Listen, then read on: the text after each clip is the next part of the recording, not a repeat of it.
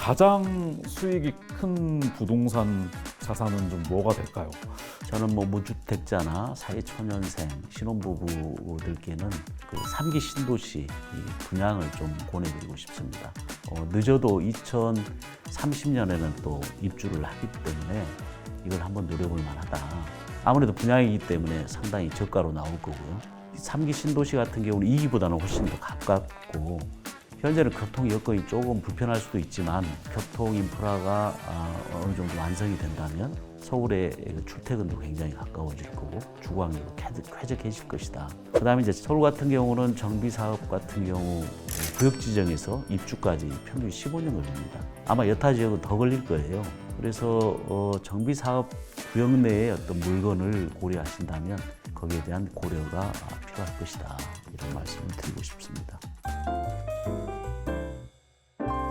구독자 여러분 안녕하세요. 금주머니 TV입니다. 이재명 정부가 6월 4일에 출범을 했습니다. 오늘은 진희선 연세대 도시공학과 특임 교수님 모시고 이재명 정부에서 부동산 시장은 어떤 동향을 보일지, 앞으로 실수요자, 투자자들은 어떻게 대처해야 할지를 알아보겠습니다. 김 교수님 안녕하세요. 네, 안녕하십니까. 진희선입니다. 3년 만에 민주당 정부가 다시 출범했습니다. 인터넷에 보면은 그런데 이 민주당 과거 정권 때 집값이 굉장히 많이 올랐다고 그런 점들을 얘기하면서 자, 이제 이재명 정부 때도 집값 폭등은 예견된 것이다. 이런 짤들, 게시물들 굉장히 많은데 이 역사가 또 반복이 될까요? 어떨까요? 그러면 안 되죠. 물론 이재명 정부가 주택 정책을 잘해야 될 겁니다.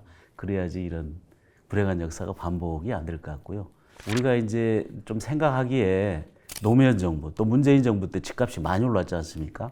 그래서 진보 정부가 오면 집값이 오를 거다 뭐 이렇게 이제 생각들을 할 수가 있는데 집값은 결국은 거시경제 또 여러 가지 요인에 의해서 작동이 되기 때문에 꼭 진보 정부라고 그래서 집값이 오른 건 아닙니다. 다만 지난해 이제 토지거래 허가제 뭐 좀 혼란이 있었잖아요. 그것처럼 강남을 중심으로 해서 부동산 시장이 상당히 불안한 건 사실입니다. 서울 지역 아파트 가격을 보면 2021년 10월에 이제 정점을 찍고 쭉 하락을 해서 한 2023년 2월쯤에 한 24% 정도가 떨어졌더라고요. 그리고 그 이후에 다 올랐습니다. 한 14% 올라가지고 지금은 최고점 대비 90%, 또 때로는 95%까지 거의 회복한 수준에 있다는 말씀을 드리고요. 또 문제는 강남 3구와 용산을 비롯해서 지금 평당 2억 원 아파트가 속출을 하고 있지 않습니까? 이것은 이제 수도권의 쏠림 현상, 또 똘똘한 한 채 이런 분위기 때문에 이렇게 강남을 중심으로 해서 주택 가격이 상당히 오르고 있습니다. 그런데 지방은 상대적으로 지금 회복할 기미가 보이질 않고 있는 상황이죠. 교수님께서는 지난 윤석열 정부의 부동산 정책에 대해서 좀 어떻게 평가를 하고 계십니까?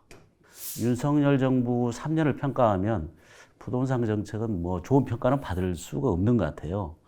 사실 윤석열 정부 3년은 부동산의 안정기라고 볼 수가 있거든요. 이때는 좀 장기적이고 근본적인 부동산 정책을 좀 마련을 하면서 부동산에 위기가 왔을 때 좀 나름대로 버틸 수 있는 그런 제도적인 그런 어떤 체력을 키워놨어야 되는데 그때그때 좀 단발성의 정책들이 꽤 있었어요. 특히 2022년에 금리가 좀 오르다 보니까 부동산이 침체가 되지 않습니까? 그러다 보니까 그걸 활성화하겠다고 해서 너무 규제들을 또 많이 풀어서 부동산이 또 이렇게 자극하는 요인이 있었고 2023년 같은 경우는 특례 보금자리 대출 그리고 작년 총가요? 신생아 대출 금리를 또 대폭적으로 혜택을 줬죠. 그래서 풀린 돈이 한 66조입니다. 이것이 부동산을 자극해서 오히려 9억 이하의 부동산이 굉장히 오르고 또 그것을 이어받아서 15억 이상까지 또 부동산이 오르는 그런 현상을 봤죠. 상당히 좀 안타까운 그런 심정입니다. 그런데 지금 시장에서는 매매 동향이 굉장히 심상치 않다는 점을 들면서 정부가 토호제를 확대할 수 있다라고 이런 설들이 굉장히 많이 돌고 있어요. 그리고 유력하게 거론되는 지역이 마포구와 성동구입니다. 이 새 정부에서도 토호제를 가지고 집값을 잡는 수단으로 쓰는 것이 이게 과연 옳은 발상일까요? 어떤가요, 교수님? 토호제는 굉장히 비상시기에 쓰는 비상약에 해당하는 거거든요.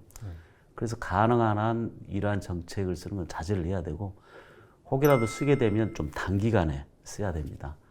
이걸 잘못 쓰게 되면 내생이 생겨가지고요. 부동산에 역작용이 생긴다. 이거 우리 지난 정부 때 좀 많이 봐왔지 않습니까? 예. 네. 올 하반기에 부동산 시장을 좌우할 주요 변수들 좀 어떤 것들을 주목해서 좀 봐야 될까요? 서울 상황을 보면 지금 18주째 상승을 하고 있습니다. 지방은 또 1년째 떨어지고 있고요. 굉장히 양극화가 많이 일어나고 있죠. 강남 3구도 토제 이후에 또 상승을 해요. 최근 상승한 걸 연 단위로 이렇게 환원을 해봤더니 거의 20% 이상 상승을 한 그런 결과를 볼 수 있습니다. 저도 깜짝 놀랐는데요. 또 최근에는 이제 한강벨트 중심으로 강남 3구 말고 용산, 마포, 성동, 광진까지 굉장히 상승한 걸 보고 있습니다. 지금 상승 원인을 보면은 첫 번째는 이제 금리나 2.5%인데 더 될 것 같다는 기대감이 있고 다주택자로 인한 규제 때문에 똘똘한 한 채, 그 다음에 추경을 비롯한 또 재정 확대, 그리고 물량이 앞으로 입주 물량이 굉장히 부족해질 거라는 이런 여러 가지 상황들이 복잡하게 얽히면서 이제 상승을 하고 있는 것 같아요. 그래서 이 하반기에는 더 상승하지 않겠느냐 하는 좀 우려들이 나오고 있는 건 사실입니다. 이 새 정부 출범하고 같이 직면한 여러 이런 경제적인 상황을 좀 종합을 해봤을 때 가장 수익이 큰 부동산 자산은 좀 뭐가 될까요? 올 하반기에 이제 더 부동산 시장이 좀 불안하고 오를 확률이 있다라는 그렇게 이제 전망을 많이 하고 있지 않습니까? 저는 뭐 무주택자나 사회초년생, 신혼부부들께는 그 3기 신도시 이 분양을 좀 권해드리고 싶습니다. 늦어도 2030년에는 또 입주를 하기 때문에 이걸 한번 노려볼 만하다. 아무래도 분양이기 때문에 상당히 저가로 나올 거고요. 3기 신도시 같은 경우는 2기보다는 훨씬 더 가깝고 현재는 교통 여건이 조금 불편할 수도 있지만 교통 인프라가 어느 정도 완성이 된다면 서울의 출퇴근도 굉장히 가까워질 거고 주거환경도 쾌적해질 것이다. 그렇기 때문에 3기 신도시의 분양 물량을 좀 권해드리고 싶고, 그 다음에 이제 재개발, 재건축, 정비사업장에 뭐 빌라, 꼬마 빌딩 여러 가지가 지금 있는데 서울 같은 경우는 정비사업 같은 경우 구역 지정에서 입주까지 평균 15년 걸립니다. 아마 여타 지역은 더 걸릴 거예요. 그래서 정비사업 구역 내에 어떤 물건을 고려하신다면 이런 충분한 그 사업 기간이 많이 필요하기 때문에 거기에 대한 고려가 필요할 것이다. 이런 말씀을 드리고 싶습니다. 앞으로 부동산 시장 안정을 위해서 우리 정부가 가장 시급히 펼쳐야 할 정책을 좀 꼽아주신다면 어떤 게 있을까요? 사실 역대 정부 보면요, 부동산 정책으로 재미 본 정권은 없었습니다. 노무현 대통령께서 오죽하면 부동산 말고는 꿀릴 게 없다 이렇게 얘기를 했고, 문재인 정부는 정말 정권의 명운을 걸고 집값 잡겠다 이렇게 공언을 했는데 결국 그렇게 하지 못했고, 오죽하면 그때 문재인 정부 때 부동산 정책을 총괄했던 김수현 실장이 퇴임하고 나서 부동산과 정치라는 책을 집필하는 내용을 보면 어느 정부든 집값 잡겠다고 공언하지 말라 뭐 이런 얘기까지 있지 않습니까? 그만큼 부동산 정책은 참 난제라고 할 수가 있는데요. 이재명 그 정부의 몇 가지 부동산 정책을 좀 제안을 드리면, 첫 번째는 그 구체적인 주택 공급 정책을 발표를 하는 게 좋겠다 하는 생각이 듭니다. 지금 올해부터 분양과 입주 물량이 막 쭉쭉 떨어지고 있거든요. 수도권도 마찬가지입니다. 서울도 올해는 한 4만 호 정도 입주가 되는데 내년부터는 굉장히 급속하게 감소가 됩니다. 공급이 딸리다 보면 이제 가격이 또 오르게 돼 있으니까, 그렇기 때문에 부동산 시장에 안정을 줄 수 있는 명확한 주택 공급의 로드맵이 필요하다. 언제까지 어디에 몇만 호가 공급이 되는지 계획이 필요해 보이고요. 저는 이제 세제를 좀 손을 댔으면 좋겠어요. 지금 우리는 보유세가 낮고 거래세가 높지 않습니까? 이걸 좀 바꿔서 보유세를 높이고 거래세를 대폭적으로 낮추는. 왜냐하면 지금 강남에 사시는 분 중에 정년 퇴임하고 강남에 집을 처분해서 좀 더 한적한 곳에 집을 마련하고 그 차익으로 노후 생활을 즐기고자 하는 그런 계층들이 굉장히 많거든요. 근데 지금 거래세가 너무 높기 때문에 출구 전략이 나올 수가 없어요. 우리가 뉴욕의 맨하탄이나 동경 도심 가면 노인 세대를 만나기가 쉽지 않지 않습니까? 근데 우리 강남에는 흔해요. 특히 점심 때 가보면, 저녁 때 가보면 그 어르신 계층이 굉장히 많이 거주하고 있다는 걸 알 수가 있습니다. 그래서 저는 좀 세제를 조정을 해서 그 어르신들께서 더 좋은 쾌적한 공간으로 가서 노후를 즐길 수 있도록 하고 정말 능력 있는 계층들이 와서 살면서 일을 할 수 있는 그런 공간으로 바뀌면 좋겠다 하는 거고요. 제가 마지막으로 좀 더 제안을 드리면 사실 과감한 발상이 전혀 필요합니다. 메가시티 현상은 우리나라만의 문제가 아니거든요. 최근 통계 보면 2018년 기준으로 지금 메가시티, 메가시티라면 우리가 1000만 이상을 얘기를 하는데 2018년 기준으로 해서 33개가 있는데 앞으로 2030년이 되면 이게 10개가 늘어나 43개가 될 것이다. 이런 전망들이 있거든요. 근데 우리나라는 메가시티가 딱 하나라는 게 문제예요. 지금 현재 우리가 서울을 중심으로 한 수도권의 일극체제로 가고 있지 않습니까? 저는 해답은 6대 우리 광역시가 있지 않습니까? 이걸 좀 키웠으면 좋겠어요. 6대 광역시 중에 유일하게 지금 경제 성장률이 높고 인구가 올라가는 데는 인천입니다. 나머지는 침체에 있거나 인구가 또 빠지고 있단 말이죠. 2010년에 보면 마산, 진해, 창원 통합해서 지금 창원 도시로 됐잖아요. 이때 인구가 109만 명이 있더라고요, 보니까. 근데 지금 100만 명 이하로 줄어들고 있어요.